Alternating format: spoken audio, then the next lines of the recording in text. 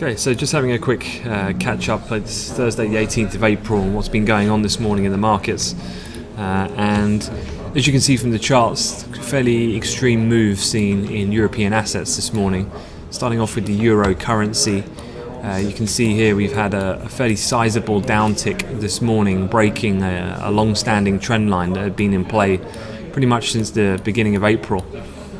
If I just move my chart over so you can see this in its entirety here. So catalyst being an initial trigger for the technical breach and the strong move to the downside has been weak European PMI data. In fact, it was Germany in particular which caused the degree of this weakness. If we were to look at a chart here of the German manufacturing PMI, it did see a slight improvement. It was actually the first month-to-month improvement we've had in this data set for several months, going all the way back to summer of last year, in fact. However, this was not only worse than expectations, it continues to show that Germany is in a very deep contraction in the most important part of what generates economic growth within that country, and that being manufacturing. Usual things being highlighted for the reasoning for the sharp contraction.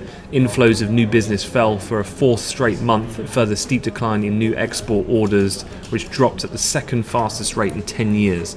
So at the moment, Germany continues to remain subject to kind of weakness emanating from uncertainties from Brexit, but also as an export-led nation, particularly dependent on the automotive sector.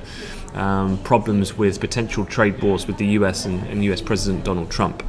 So euros remained pretty heavy overall, continued to push lower. Looking at the other charts, the Bund has also responded in kind then with that move. So as you can see here, the Bund future managing to break above the weekly high that we had on Tuesday. We've just started to consolidate now around the R2 level. Interestingly, from a monetary policy point of view, obviously this is twofold in regards to it's going to force the ECB to become more dovish in the sense that the main economy in the Eurozone is struggling. So you get a Bund and an equity appreciation kind of play, if you like, from a monetary policy perspective. Not only that, obviously, as an export nation, as we said, not just automotive, but people like Siemens, for example, one of the largest companies in Germany, a weaker euro typically assists the price. And so for the DAX, you can see we continue to just push on to levels we've not traded at in several months. Looking ahead for the schedule for today, there's quite a few different things coming out from the States that you need to be aware of.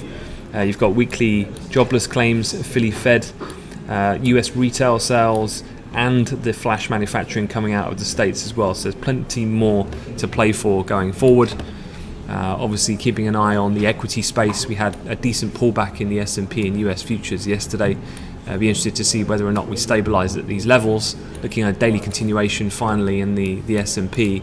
Here's a chart we were looking at earlier this morning in our briefing in the UK, and that was this area here down at around 27 or 28.77 a quarter.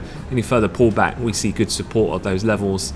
Otherwise, we could just consolidate into 2,900 handle as we go into the Easter break and the lower liquidity.